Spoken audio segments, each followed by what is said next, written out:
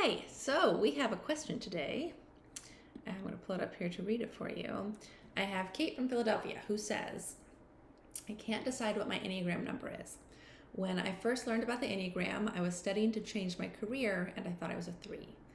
Pretty much everyone in my life disagreed with me and I finally agreed with them. Since I was pretty convinced I was a 3, now I don't really trust myself when I try to figure out my type and have an inclination towards one number or another.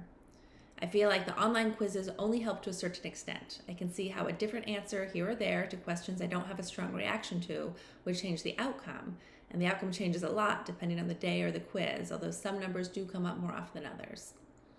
I guess I'm looking for pointers about how to figure out your number. Okay, Kate, so this is a general typing question, which I'll respond to. I have some thoughts on this.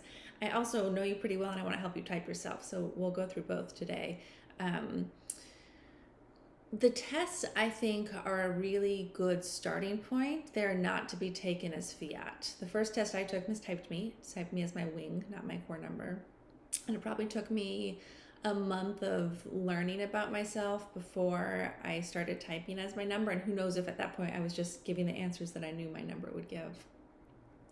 That said, I really like the Eclectic Energies free test. That's the one I sent you. Because they have 2 tests. One of them ranks what percentage of each different number you are. And I think that's really helpful because you can take the top 3 or even 4 of those options and start to learn about those numbers if you're new to the Enneagram. So it sounds like you type high as a 3. I was one of the people who told Kate I did not think she was a 3. That was after she uttered the phrase, I could not work the rest of my life and be perfectly happy. And I just don't think a 3 would ever say that. I think 3s are so achievement-oriented, productive, wanting to be a part of creating something. And Kate's very creative. Kate has said that she would love to, maybe do ceramics the rest of her life, maybe become an artist, maybe learn astrology and start doing readings on the side. And I could see her doing all of those things. But I don't think a 3 would be perfectly happy to completely forego a career and see where the winds take them. So I'm curious what other numbers came up high on your test. My advice to people is always read about them, try them on for size. The thing with the Enneagram I want you to remember is that it's about motivations, not behaviors. And this is where people get a little messed up when they're typing themselves. They say, this is the most common one. 4s are melancholy. They like music.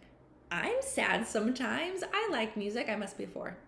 It's the most common mistyping.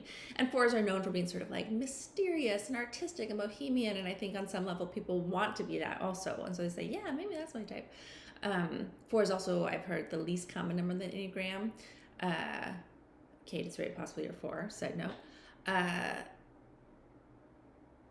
So again, people think of behaviors, and many, many numbers can have the same behaviors. Many numbers can be messy or hot-headed or have preferences for keeping their homes a certain way. That's not a great example, but you know what I mean. There's so many different behaviors that we're trying to assess, and a lot of the sort of trendy Enneagram Instagram presence is about making fun of those behaviors. It's amusing, and once you know your type, it can be enlightening, but for typing yourself, behaviors are not the thing to go off of. Motivations are. So really read up about the motivations of whatever numbers you are considering. And Kate, we've talked before. I think 3, 4, and 5 are sort of your top, and maybe 3's off the list now, so 4 and 5 are your top considerations. Maybe there's another one that you're playing with. 4 and 5 can look very similar, so I can see how that would be difficult to parse out. In general, I find people have difficulty separating their core type and their wing. Like, am I a 6 wing 7 or a 7 wing 6? And that can be hard, but again, I want you to go back to motivations. I want you to really think about, am I really driven by fear and wanting to make sure that everything is taken care of? Or am I really driven by having a good time and being comfortable and not having to answer to emotional pressures or responsibilities? I should use this example for 4 and 5 since that's what you're looking at. For 4s, the motivation is really, who am I? What is my identity? The fact that you're bringing this question again, sort of does give a predilection for that as a possibility. And 4s are always looking for that identity, for that authenticity. Who am I? How do I express myself? For 5s, the motivation is really to understand.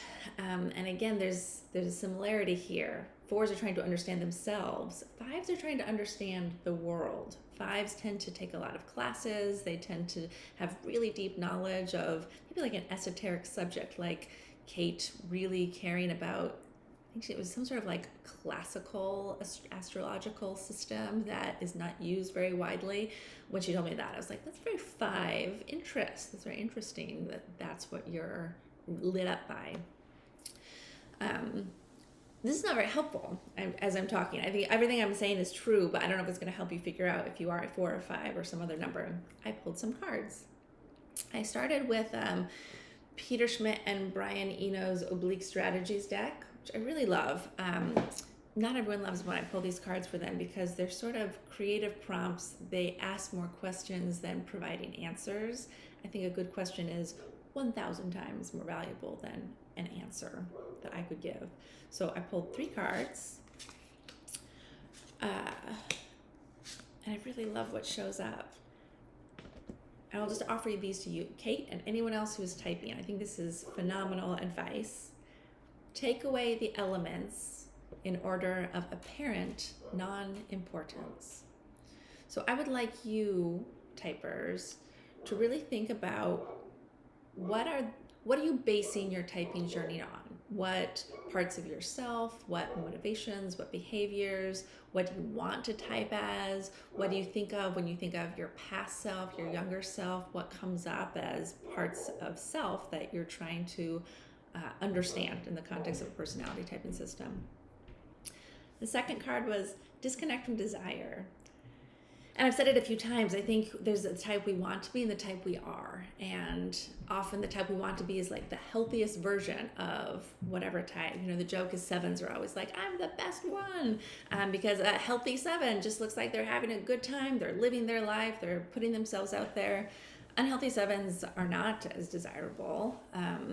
You know, they can really collapse into hedonism and narcissism and unavailability to life, because they're running all the time.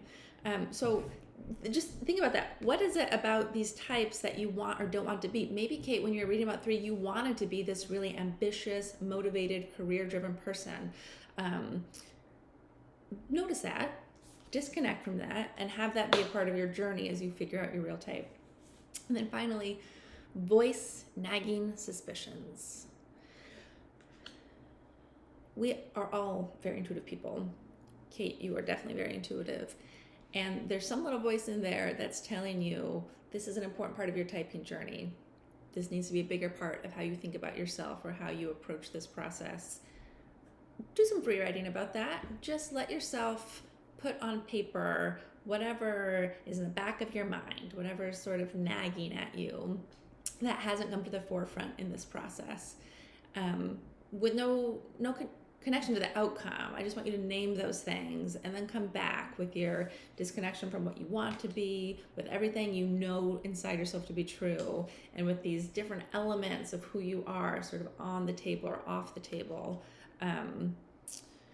I like this card because there's sort of a prioritization of, oh, I see, these are behaviors that are interesting, but maybe unrelated to what my core type is. So hopefully this process shows you some of those core behaviors that are really important to you. And then come back to the test, to reading about numbers. The thing that got it for me was I opened Helen Palmer's book, The Enneagram, and I read about the type that I tested as. I'm like, oh, this is very interesting. I can see a lot of this available to me. That seems about right. And the person who taught me the Enneagram told me I was this number. My therapist of over a decade told me I was this number. I was corroborating their instincts. And then I read my core number. And I remember it so clearly. I was alone in my room reading before bed, and I slammed the book shut. I hid it under the covers, and I looked around furtively because this book had just named parts of my inner self that I thought I had successfully hidden from the world and even from myself in some of these instances. And here it was in black and white. I was horrified. How does this book know this thing about me that I'm trying so hard to deny, really. And I think that's one of the gifts of the Enneagram, is these things that are, these traits that are part of us that we deny or sweep under the rug are actually available for us to work with. That's how we grow, not by ignoring them, but looking these patterns in the face. So there's another suggestion. As after you've done this process, check out Helen Palmer's Enneagram. There are a number of good Enneagram books, but that one is the one that really helped me type myself, really helped me understand, oh, okay, this is real. This is definitely something I can work with. Kate, I also have the Philadelphia Tarot deck, and you're in Philadelphia, so I wanted to pull at least one card from that for you. I love this so much. I pulled the High Priestess, who in this deck is represented by Terry Gross from NPR. This could not be more perfect. First of all, because Kate has a lot of things in common with Terry Gross. She's a phenomenal writer, she's a phenomenal thinker, and I have a feeling like NPR, Kate, just a gut feeling. The High Priestess, though, is about trusting your intuition. It's about taking information from the outside world, sure, but really creating that vertical connection to divinity, to self, and leaning into that.